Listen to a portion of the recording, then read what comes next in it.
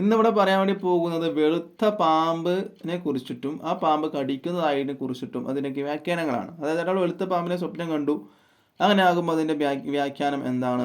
വെളുത്ത പാമ്പ് കടിക്കുന്നതായിട്ട് സ്വപ്നം കണ്ടു, അങ്ങനെ ആകുമ്പോൾ അതിൻ്റെ വ്യാഖ്യാനം എന്താണ് എന്നുള്ളതാണ് നമ്മൾ ഇന്ന് ചർച്ച ചെയ്യാൻ വേണ്ടി പോകുന്നത്.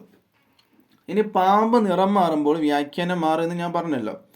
മഹാനായ ഷെയ്ഖ് ഇമാം നാബൽസി എന്നവർ അവിടുത്തെ ഒരു കിതാബിൽ പറയുകയാണ്, ഒരാൾ വെളുത്ത പാമ്പിനെ സ്വപ്നം കണ്ടാൽ അതിൻ്റെ വ്യാഖ്യാനം ബലഹീനമായ ശത്രു ഉണ്ട് എന്നാണ്.